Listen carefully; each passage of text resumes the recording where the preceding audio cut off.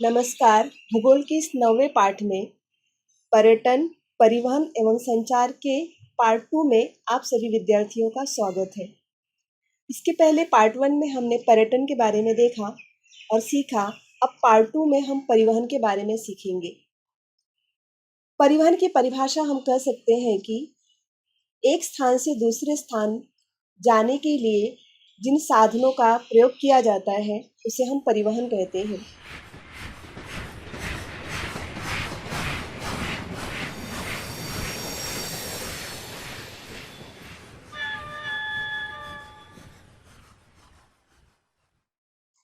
आपके इस मानचित्र आकृति 9.9 में ब्राजील का यह मानचित्र दिखाई दे रहा है। यह मानचित्र ब्राजील के प्रमुख यातायात मार्ग को दर्शाता है। इस पार्ट 2 में हम भारत और ब्राजील दोनों का ही तुलनात्मक अध्ययन करेंगे परिवहन के बारे में, क्योंकि देश की अर्थव्यवस्था के विकास में परिवहन एक महत्वपूर्ण साधन माना जाता है। तो सर्वप्रथम हम ब्राजील के मानचित्र का अध्ययन करेंगे और किस प्रकार से इस देश के विकास में यह परिवहन के कौन कौन से साधन उत्तरदायित्व हैं। ब्राजील का प्रमुख यातायात मार्ग यहाँ पर सूची में प्रमुख सड़क मार्ग, अन्य मार्ग, लौह मार्ग, राजधानी, पर्यटन स्थल, हवाई अड्डे और बंदरगाह दिखाई दिया है और संकेत भी दिखाई दिए हैं। यहाँ पर दिशाएं भी दिखाई दी है इस मानचित्र के अंतर्गत: उत्तर, दक्षिण, पूरब और पश्चिम। ब्राजील में परिवहन आकृति 9.9 में ब्राजील के परिवहन मार्गों के मानचित्र का अध्ययन करके दिए गए प्रश्नों का उत्तर लिखिए।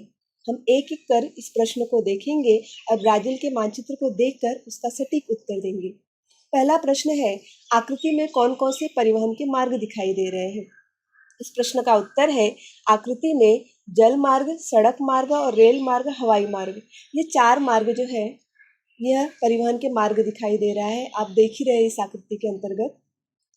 नेक्स्ट क्वेश्चन, किस प्रकार के मार्गों का घनत्व अधिक दिखाई दे रहा है?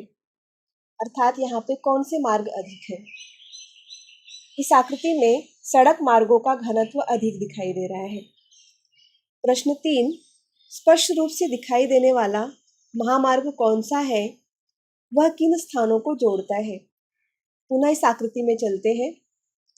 स्पष्ट रूप से दिखाई देने वाला महामार्ग का नाम है ट्रांस अमेजियन महामार्ग।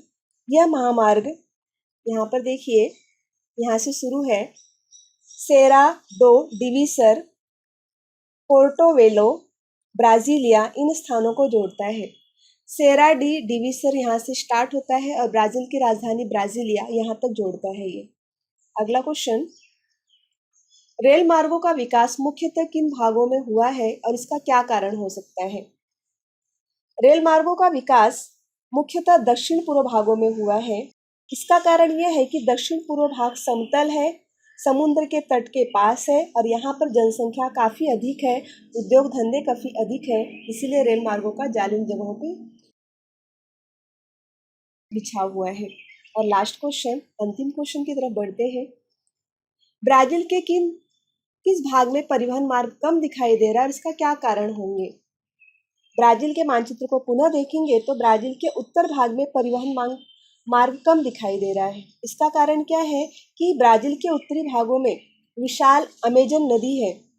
यहाँ पर घने वन है, सदाबहार वन है, जंगल है, दुर्गम इलाका है जो परिवहन के लिए योग्य नहीं है, इसीलिए यहाँ पर परिवहन के मार्ग कम दिखाई दे रहे हैं। इस आकृति का हम भौगोलिक स्पष्टीकरण देखेंगे। ब्राजील में सामान्यतः सड़क परिवहन अधिक दिखाई दे रहा है। देश के परिवहन तंत्र में आधे से अधिक हिस्सा सड़क परिवहन का है। सड़कों का घनत्व पूर्वी भागों में केंद्रित हुआ है और पश्चिमी भागों में अमेजन नदी के मैदानों में वनाच्छादित प्रदेश और दलदली भूमि होने के कारण सड़कों का विकास यहाँ पर बहुत ही कम हुआ है। अमेजन नदी पर व्यावसायिक तौर से जल परिवहन का उपयोग ज़्यादा होता है। इस नदी के मुहाने से पेरू देश के इक्वाटॉस इस स्थान पर परिवहन अधिक होता है। विश्व में आंतरिक परिवहन का सर्वाधिक लंबे विस्तार वाला जो स्थान है, करीब 3700 किलोमीटर, यह मार्ग यही है। दक्षिण की ओर बहने वाली जो नदी है जिसका नाम है पराना नदी, यह नदी से भी जल परिवहन होता है। समुद्र तटीय भागों में सागरीय परिवहन होता है।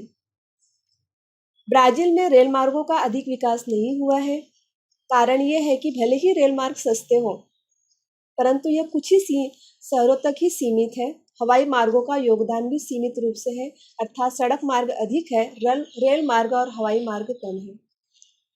जिस प्रकार से हमने ब्राजील का परिवहन देखा, अब हम भारत के मानचित्र को देखेंगे और भारत का परिवहन देखेंगे।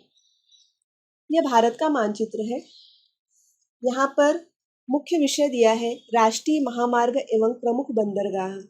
यहाँ पे दो मानचित्र है, आकृति क्रमांक 9.10 और आकृति क्रमांक 9.11।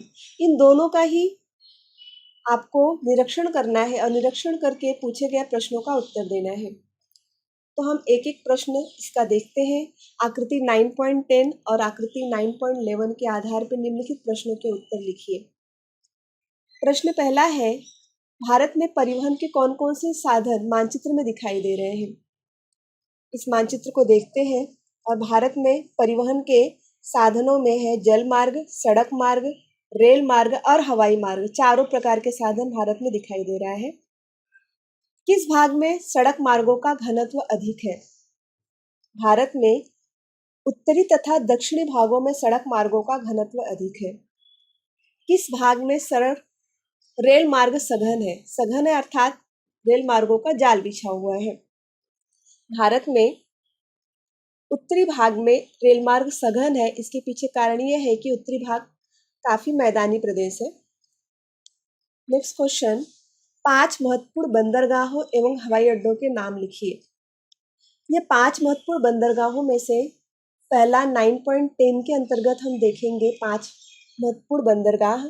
बंदरगाह अर्थात जहाँ पे पानी की जहाजें रुकती हैं। 5 महत्वपूर्ण बंदरगाहों में मुंबई, कोच्चि, चेन्नई, विशाखापट्टनम, कोलकाता, ये 5 बंदरगाह हैं। 5 हवाई अड्डे के लिए हम अगले आकृति में चलते हैं। आकृति क्रमांक 9.11। 5 महत्वपूर्ण हवाई अड्डे हैं मुंबई, पुणे, दिल्ली, बेंगलुरु और तिरुवनंतपुरम। ये हमारे 5 हवाई अड्डे हैं। अगला प्रश्न, भारत के किस भाग में परिवहन मार्गों का घनत्व कम है और इसके पीछे क्या कारण हो सकता है। भारत के उत्तर की तरफ देखें तो ये परिवहन का मार्ग का घनत्व कम है। भारत के उत्तर भाग में और पूर्वोत्तर भागों में परिवहन का घनत्व कम है। इसका कारण यह है कि यहाँ पर हिमालय की विशाल पर्वत श्रेणियां फैली हुई है, जिसके कारण परिवहन नहीं होता है। वहाँ पर परिवहन का मार्ग कम है। इसका हम स्पष्टीकरण देखेंगे, भौगोलिक स्पष्टीकरण। भारत में ब्राजील की तुलना में रेल मार्ग और सड़क मार्ग तंत्र अधिक सघन है। ऐसा कहा जाता है कि सड़क मार्गों से करीब हर वर्ष 85% यात्री परिवहन करते हैं और 70% माल का परिवहन होता है। रेल मार्गों का विकास भी बहुत ज़्यादा है भारत में। भारतीय अर्थव्यवस्था में रेल मार्गों का बहुत बड़ा योगदान है और भारत में अक्सर यात्री है उनका प्रमुख साधन ही है रेल मार्ग। पूर्व से लेकर पश्चिम तक, उत्तर से लेकर दक्षिण तक सभी जगहों पर रेल मार्गों का जाल बिछा हुआ है और भारत में लंबी दूरी को तय करने के लिए लोग रेल मार्गों को अधिक उपयोगी मानते हैं। उसी प्रकार जल परिवहन सस्ता तो साधन है, परंतु देश के आंतरिक भागों में जल मार्ग से केवल 1% परिवहन होता है। यह परिवहन भारत की नदियों के द्वारा, खाड़ियों के द्वारा, जलाशयों के द्वारा परिवहन होता रहता है। अंतर्राष्ट्रीय व्यापार में 95% परिवहन सागरीय मार्ग से होता है। अंतर्राष्ट्रीय व्यापार के अतिरिक्त देश के मुख्य भूमि एवं द्वीपों के दरमियान भी जल मार्ग परिवहन का अधिक उपयोग किया जाता है। ब्राजील की तुलना में भारत में अंतर्राष्ट्रीय वायु परिवहन अधिक विकसित है। विदेश तथा अंतर्राष्ट्रीय हवाई मार्गों का उपयोग भी बढ़ रहा है। यहाँ पे मैं आपका पार्ट 2 का जो वीडियो है उसे समाप्त करती हूँ और पार्ट 3 के वीडियो में हम संचार माध्यम देखेंगे। धन्यवाद।